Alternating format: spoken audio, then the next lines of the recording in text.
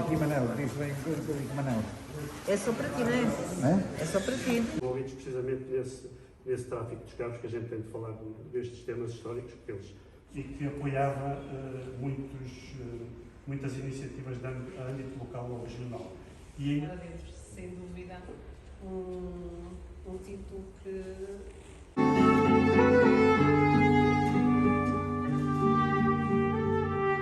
Graça Ventura, estas questões, esta história dos portugueses e dos algarvios na expansão espanhola na América é uma questão que se dedica já há vários anos, alguns, não é? E que praticamente a Graça foi a primeira investigadora portuguesa a falar sobre isto. Desde quando é que começou esta investigação? Elizabeth, eu posso lhe contar um pequeno episódio que marca exatamente o começo do meu interesse por esta investigação. Foi em 1994, era presidente da Câmara o arquiteto Martim Gracias. Ele tinha sido meu professor e ele sabia que eu me interessava muito pela história, tinha já editado o livro de Portimão na coleção Vilas e Cidades de Portugal da Presença, e ele disse-me: porquê que tu não estudas o João Fernandes de Leão Pacheco, que fundou uma cidade na Venezuela, a cidade de Guanare, e nós até somos germinados com essa cidade da Venezuela. E eu realmente, essa personagem, eu nunca tinha estudado, nunca ouvi falar dele. Está bem, eu vou pensar no assunto. Bom, a partir daí, a partir de João Fernandes de Leão Pacheco, eu descobri centenas, milhares de portugueses e centenas de algarvios. Porque realmente a minha ideia era, se um indivíduo no século XVI, 1591, ele vai do Algarve para a Venezuela, portanto, no momento em que o Império Espanhol já estava quase configurado, em termos geográficos, em termos imperiais, certamente ele não foi sozinho. E, na verdade, ele não foi sozinho. Foram outros com ele, outros conterrâneos com ele, e foram outros indivíduos do Algarve para outras regiões da América Espanhola. Pronto, e, a partir daí, eu resolvi fazer o mestrado na área dos descobrimentos, e foi muito interessante, Elizabeth, o que aconteceu quando eu me inscrevi no mestrado, em 94, exatamente. Havia um júri que era constituído pelos professores mais antigos da faculdade, entre os quais o professor Joaquim Veríssimo Serrão, de que o professor Rui Loureiro falou há pouco, e o professor António Borges Coelho e outros. E então essa entrevista basicamente pretendia saber se o candidato tinha conhecimento para poder entrar no mestrado. Então perguntaram, a primeira pergunta foi: então, porquê é que a senhora se inscreveu no mestrado? E eu só me inscrevi no mestrado por uma razão. É porque eu tenho uma tese, eu tenho um tema de tese de mestrado que é sobre os portugueses na América Espanhola, e eu aqui só venho procurar apoio teórico e metodológico. Eles ficaram a olhar para mim como um boi para o palácio, porque nunca ninguém lhes tinha aparecido assim como um projeto de tese. E disseram: bom, mas isso é magnífico, porque ninguém trabalha sobre isso. Pois, com certeza. Muito bem. Exatamente. E pronto, a partir daí não parei mais.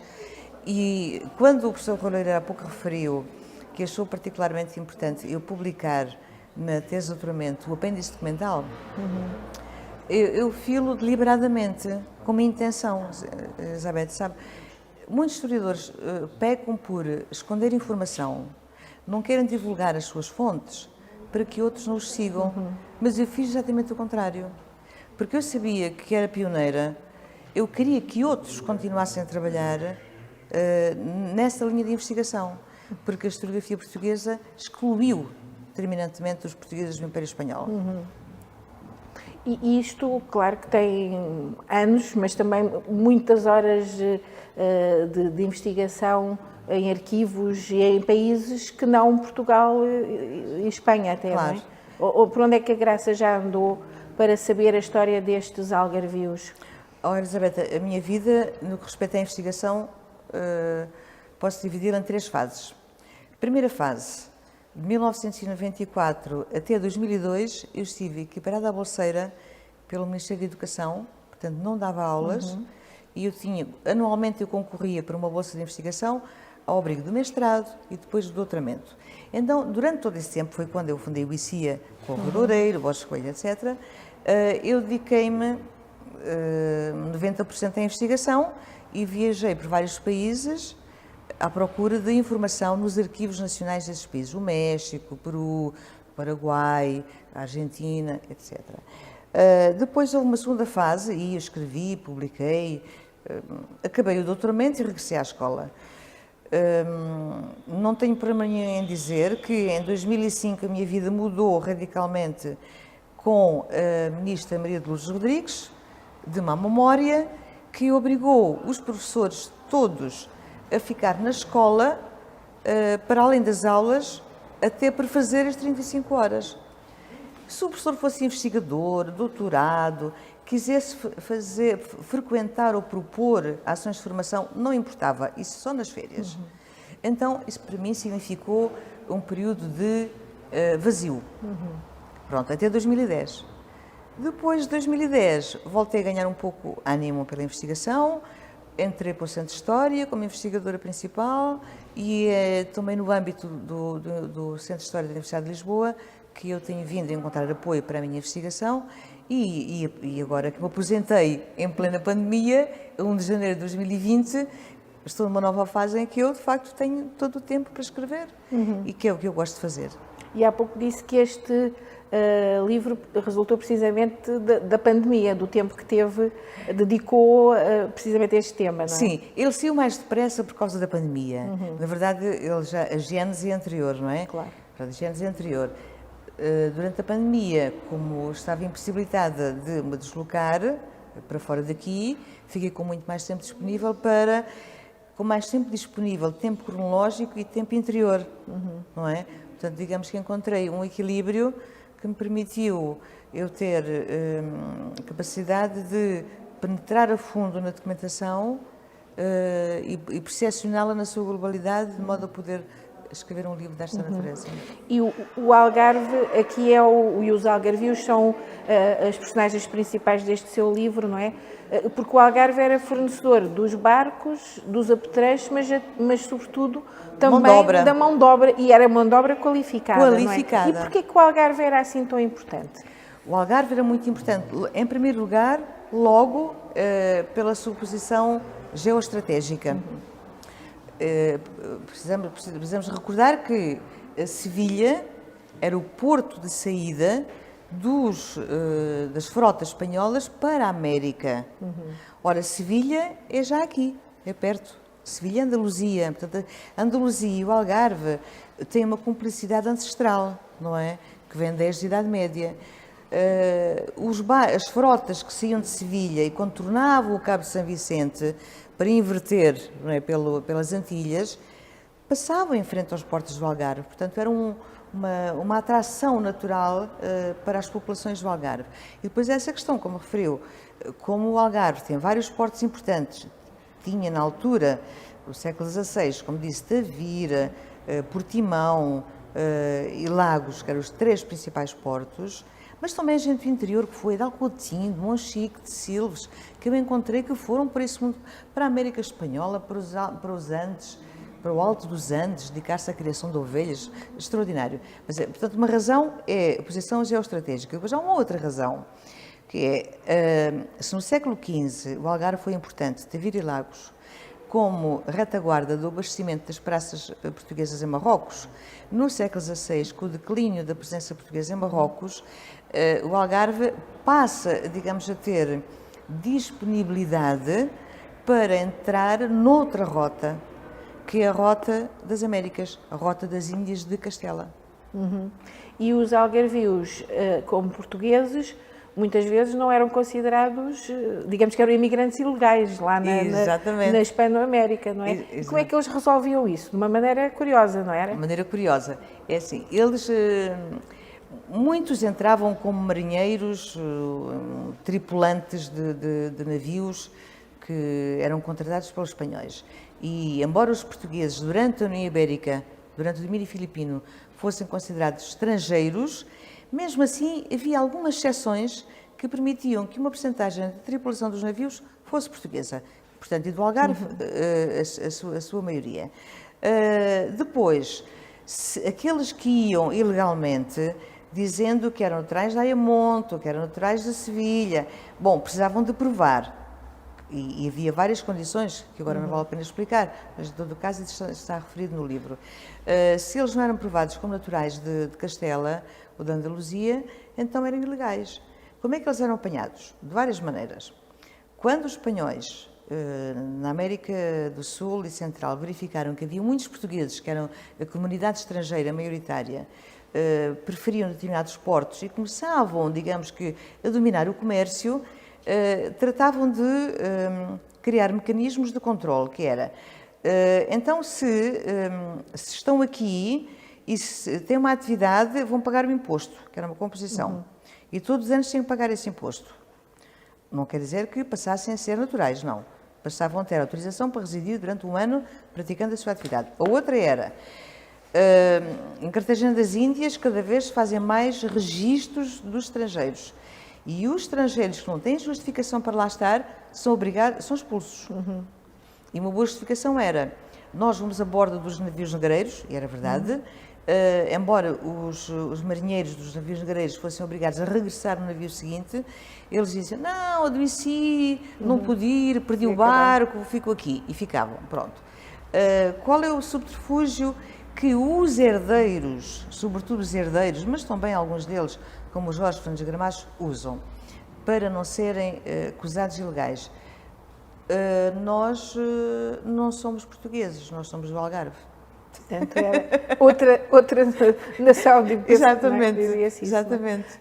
E é possível fazer um cálculo de quantos algarvios é que terão ido para a América Hispânica nesses Neste séculos? período que eu trato aqui no meu livro, é o século XVI e século XVII até 1640, eu identifiquei 269.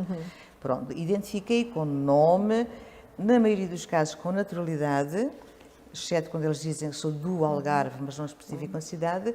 Agora, tenho a certeza que estes 269 devem ser multiplicados por 4 ou 5, porque, como eu disse há pouco, há fontes que não foram sistematicamente tratadas, como os registros de navios, e há outros casos de indivíduos que faleceram durante a viagem sem ter feito testamento e não se sabe qual é a sua naturalidade, não é? E há muitas figuras interessantíssimas, eu ainda não li o livro, mas algumas histórias até já as conhecia de outros livros da Graça Ventura, mas uma figura que eu sempre achei mais fascinante é a do Gramacho, que era um negreiro, não é? Sim, sim. Um pouco o resumo só da história dele, como é que um homem daqui do Algarve se torna o homem mais rico de Cartagena das Índias? O Jorge Fernandes Gramacho, ele pertencia a uma família de mercadores. Ele tinha 2 irmãos, eram ambos mercadores. Um deles estava em Lisboa, já associado ao tráfico negreiro em Cabo Verde e nos rios da Guiné, que era, no final do século XVI, a principal zona abastecedora de escravos negros para a América Espanhola. Ora, em 1595, a monarquia espanhola faz um contrato com o Pedro Gomes Reinel para ele ter o exclusivo da venda de escravos. O Jorge Fernandes Gramacho, que chega a Cartagena 5 anos antes, já, digamos que, a comerciar com negros, porque ele vai daqui de Portimão para Lisboa, de Lisboa para Cabo Verde, há um irmão seu que está ligado ao tráfico negreiro, e ele vai para Cartagena com negros seus e vai entrando nesse sistema. E às tantas ele torna-se, no início do século XVI, 1602, 3, 4, 5 até 8, feitor do Reinel e dos outros negreiros que tinham subcontratado com o Reinel. Então, digamos que ele penetra profundamente naquela rede negreira, não é? E depois passa a ser ele, ao fim e ao cabo, a cabeça de toda a rede. Como é que ele consegue? Consegue porque ele é um homem muito inteligente, ele é cristão novo, nunca foi acusado de praticar o judaísmo, presumo até que nunca teria praticado, mas ele é de uma habilidade extraordinária.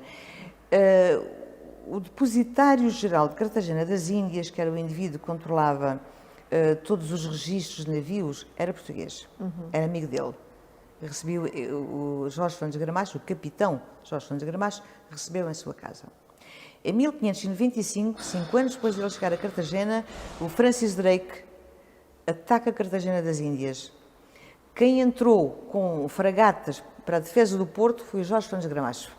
Portanto, ele vai entrando a pouco e pouco na sociedade colonial, na elite social colonial, de forma a se tornar uma pessoa amada e respeitada por todos, exceto por alguns fiscais, eventualmente incitados por espanhóis invejosos, que achavam que o Jorge Fernandes Gramacho estava a ter poder a mais. E às tantas há um presidente da audiência de Santa Fé, de Bogotá, que diz o Jorge Fernandes Gramacho, isto em 1620 e tal, ele morreu em 26, diz, é o homem mais perigoso de Cartagena das Índias. Se ele quisesse, Cartagena das Índias seria dos portugueses. Porque havia uma grande comunidade de portugueses em Cartagena, sempre ligada ao tráfico negreiro. Porquê? Porque os barcos, as rotas negreiras da costa ocidental africana, rumavam todas a Cartagena das Índias primeiro e depois ao Panamá, não é? Ou então, de Cabo Verde, Guiné e Angola, rumo a Vera Cruz para o México, não é? Passando por Havana. Mas Cartagena era o principal porto de destino. Graça, e agora o que é que vai fazer? Vai continuar a investigar? Vai escrever mais algum livro? Eu tenho dividido nestes últimos anos entre capítulos de livros, artigos para revistas, participar em colóquios, até que eu achei que, bom, basta, agora vou-me dedicar a um livro, porque como o Rui Loureiro disse há pouco, os artigos dispersam-se e depois ninguém os lê, não é? Pronto. O meu grande desafio que eu assumi, ainda este livro estava na minha barriga, foi escrever a biografia da família Gramacho de Portimão, porque há Gramachos no Alentejo e no Norte, não é? Etc. Eu quero escrever a biografia dos Gramacho de Portimão. Uma biografia segundo um conceito de biografia dinâmico, que é, não é a história do indivíduo só, mas é a história do indivíduo e das suas interações com a sociedade e com a economia. Ok, muito obrigada. Foi um prazer, foi um gosto, Elizabeth.